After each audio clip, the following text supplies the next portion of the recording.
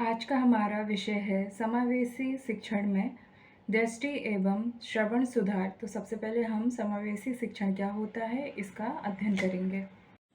समावेशी शिक्षा क्या है? समावेशी शिक्षा वह शिक्षा होती है जिसमें छात्राओं को समान अवसर प्रदान किए जाते हैं। पहला हमारा था एक बच्चा व्हील चेयर पर है। यदि कोई बच्चा स्कूल में पढ़ रहा है और वह व्हील चेयर का उपयोग करता है तो समान बच्चे तो आसानी से सीढ़ी से आ जा सकते हैं, लेकिन व्हील चेयर विद्यार्थी को परेशानियों का सामना करना पड़ेगा। तो जैसा कि इस फोटो में दिखाया गया है, तो विद्यालय में व्हीलचेयर विद्यार्थी या विकलांग बच्चों के लिए एक अलग से रैंप व्यवस्था उपलब्ध करानी चाहिए, जिससे कि वह समान बच्चों की तरह ही कक्षा में आसानी से पहुंच सके। दूसरा हमारा था कोई बच्चा सुन नहीं सकता। यदि कोई बच्चा सुन नहीं सकता है तो विद्यालय में उसके लिए ऐसी गतिविधि या संकेत वाली चीज़ें उपयोग करनी चाहिए जिससे कि वह अपनी बात आसानी से रख सके। जैसे कि संकेत भाषा ये एक लिखित माध्यम होता है, ना कि कोई भाषा। ये अपनी बात को समझाने का एक माध्यम है। थर्ड पे आता है कोई बच्चा धीमा सीखता है। तो कोई बच्चा धीमा सीखता है तो शिक्षक को चाहिए कि वह उसके लिए विशेष गतिविधियां रखे, जैसे कि उसे गणित सीखने में अधिक समय लग रहा है तो जानना चाहिए कि उसे ये परेशानी क्यों हो रही है। साथ ही साथ उसके लिए अलग अलग विकल्प या गतिविधियां उपलब्ध करानी चाहिए। सेकेंड है हमारा विशेष आवश्यकताओं वाले छात्रों को समान कक्षा में शामिल करना। विशेष आवश्यकता वाले विद्यार्थी वह विद्यार्थी होंगे जो कि विकलांग, स्वास्थ्य संबंधी समस्या या विशेष शैक्षणिक आवश्यकता प्रदान करते हैं। और ऐसे विद्यार्थी विकलांग विद्यार्थी में वह विद्यार्थी आएंगे जो कि सुनने, देखने या बौद्धिक क्षमता उनकी कमज़ोर होती है या उसमें विकलांगता है। और स्वास्थ्य संबंधी जो कि उनकी पुरानी कोई बीमारी है, मानसिक स्वास्थ्य की समस्या या सीखने में विकलांगता। और विशेष शैक्षणिक आवश्यकताएं, इन छात्राओं को विशेष शिक्षा, सहायक तकनीक जैसी सहायता की सख्त आवश्यकता होती है। ऐसे विद्यार्थियों को जो एक ही कक्षा में, एक ही क्लासरूम में एक साथ एक ही समय पर समान शिक्षा प्रदान की जाए। थर्ड नंबर पे आता है विविधताओं को सम्मान देना। इसका मतलब है कि सभी छात्राओं को, चाहे वह किसी भी पृष्ठभूमि से आए, क्षमता रखता हो और सीखने के तरीके से हो, कक्षा में शामिल करना है शिक्षक को। साथ ही साथ उसे समान अवसर प्रदान करना है। सभी छात्राओं को समान शिक्षा और सीखने के अवसर प्रदान करना है। विविधताओं की बात की है, इसका मतलब कक्षा में कम दिखने वाला, बिल्कुल ना दिखने वाला विद्यार्थी भी है, सुनाई देता है, बिल्कुल सुनाई नहीं देता, ऐसा छात्र भी होगा। साथ ही साथ समान बच्चे भी होंगे।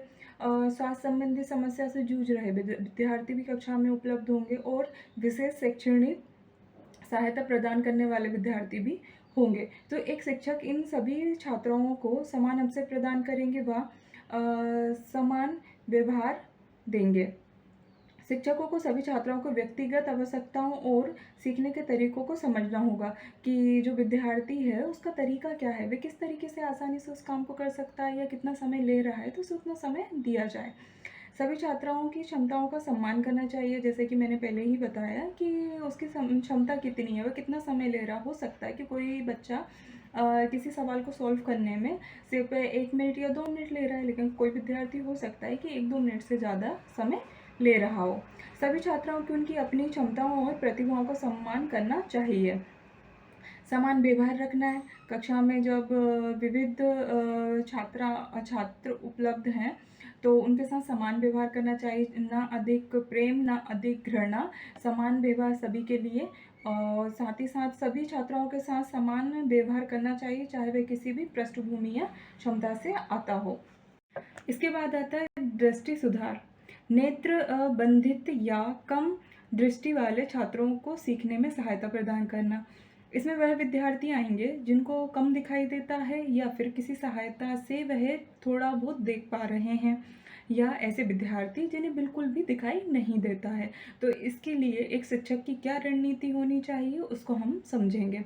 सबसे पहले तो शिक्षक को बड़े व स्पष्ट शब्दों व अक्षरों का उपयोग करना चाहिए।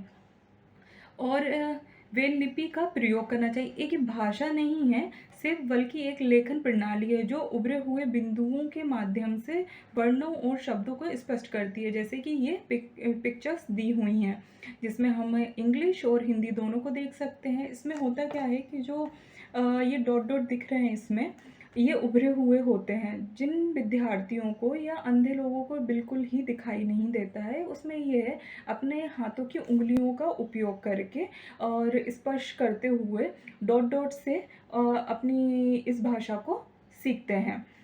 इसके बाद आता है उच्च कंट्रास्ट रंग। ठीक है, इसका मतलब है कि जिन विद्यार्थियों को कम दिखाई दे रहा है या किसी सहायता से वे देख रहे हैं, तो उनके लिए ऐसे कलर्स का उपयोग किया जाए कि जिसको वह आसानी से समझ सकें, ना कि जैसे कि बोर्ड पे कुछ लिखा हुआ है और उसका कलर ही धुंधला है तो विद्यार्थी को देखने की समस्या है, साथ ही साथ जब वह धुंधले रंग को देखेगा तो और ज़्यादा परेशान हो जाएगा। ऑडियो सामग्री का प्रयोग, ये सबसे अच्छा उपाय है विद्यार्थी को पढ़ाने के लिए। ऑडियो के माध्यम से हम आसानी से कंटेंट को डिलीवर कर सकते हैं विद्यार्थी को। तो इसके लिए ऑडियो का उपयोग किया जा सकता है, जिसमें ऑडियो में हम हमारे क्लास के लेक्चर हो गए या फिर कोई बुक है तो उसको रिकॉर्ड करते हुए और विद्यार्थी को दे सकते हैं, और साथ ही साथ वह अपने समय के अनुसार उसको सुन भी सकता है। ऑडियो सामग्री का प्रयोग, ऑडियो के बारे में हम थोड़ा बहुत तो जान चुके हैं कि एक शिक्षक अपनी जानकारी या कंटेंट को डिलीवर करने के लिए ऑडियो की हेल्प करके दृष्टिहीन बच्चों की सहायता कर सकते हैं। इसमें भी विस्तार से जानकारी दी गई है कि ऑडियो इन जो विकलांग दृष्टिकोण बच्चे होते, दृष्टिहीन बच्चे होते हैं, उनके लिए ऑडियो पुस्तक उपलब्ध कराई जाती हैं, जिसमें उनके विषय संबंधित या जानकारी जो उन्हें चाहिए उससे संबंधित ऑडियो के माध्यम से उन्हें दिया जाता है। कुछ उदाहरण भी दिए गए हैं। इसके बाद है शैक्षणिक ऑडियो सामग्री स्केल का कॉलेज के पुस्तकालय। इसका मतलब ये है कि स्कूल या कॉलेज में जो विषय पढ़ाए जाते हैं तो उन सभी जानकारी या कंटेंट को एक ऑडियो के माध्यम से बच्चों को दिया जाना, जिसमें NCERT, NIOS और अन्य जो ऑडियो लेंसर उपलब्ध कराते हैं। और साथ ही साथ स्मार्टफोन हो गया, टेक्नोलॉजी का उपयोग करके भी अपनी बात को समझाया जा सकता है। और साथ ही साथ ऑडियो न्यूज़पेपर हो गए। तो ऐसे मतलब कहने का सिंपल सा तरीका ये है, ऑडियो सामग्री मतलब कि जितनी भी जानकारी है देश दुनिया की या उनके विषय संबंधित हो गई या उन्हें जो सीखना है उसे एक ऑडियो के माध्यम से उन्हें उपलब्ध कराया जाए। इसके बाद आता है स्पर्श आधारित संसाधन। विद्यार्थी को दिखाई नहीं दे रहा है, विद्यार्थी को पढ़ाना है और उसे समझाना भी है, तो वह अपने हाथों का उपयोग करेगा। अपने हाथों की जो उंगलियां हैं उनसे स्पर्श करते हुए वो चीज़ों को समझेगा। तो क्लास में ऐसी चीज़ों को उपलब्ध कराया जाए कि जब विद्यार्थी को कुछ सिखाना है तो जैसे फ्रूट्स के बारे में बताना तो उसको फ्रूट्स के शेप बताएं, हाथ में उसको रखकर उसके आकार के बारे में अवगत कराएं।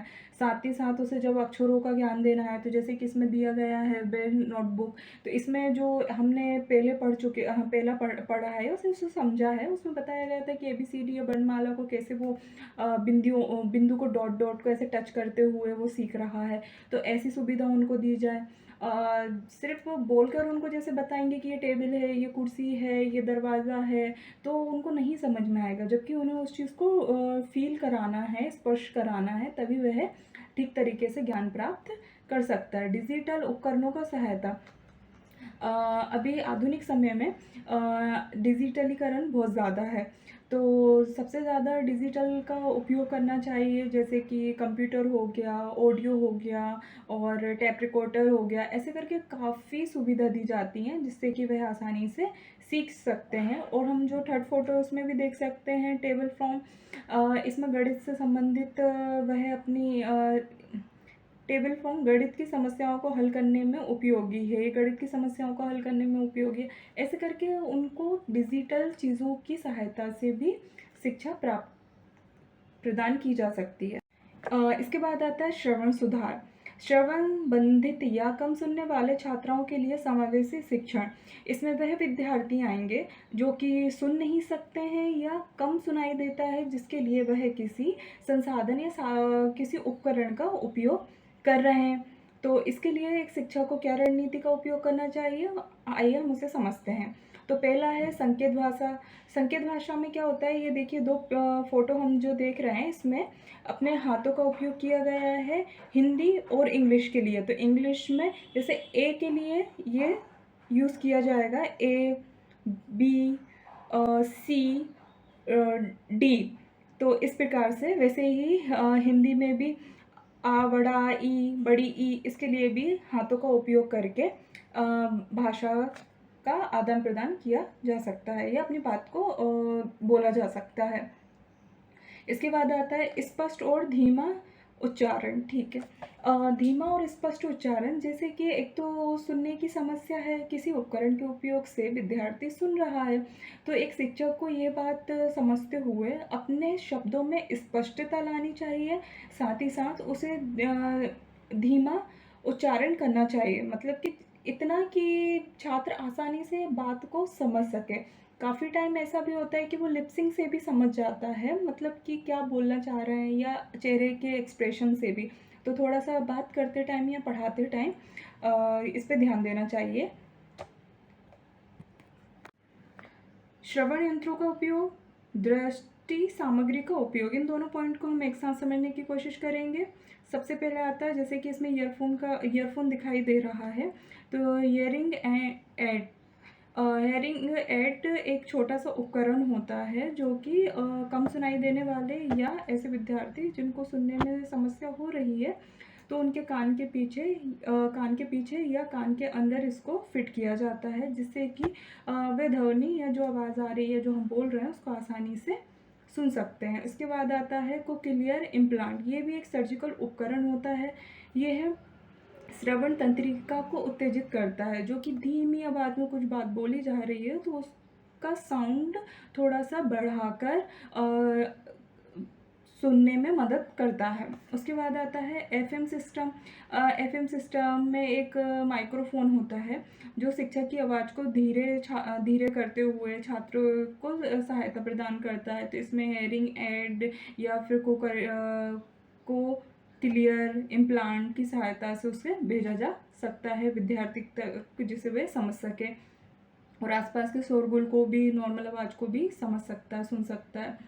साउंड फील्ड एम्प्लीफिकेशन सिस्टम, ये एक प्रणाली कक्षा में शिक्षक की आवाज़ को स्पीकर के माध्यम से पूरे कमरे में समान रूप से प्रसारित करती है, जिससे कि सभी छात्रों को स्पष्ट सुनाई देता है। तो आज का हमारा टॉपिक यहीं पे ख़त्म होता है। Thank you.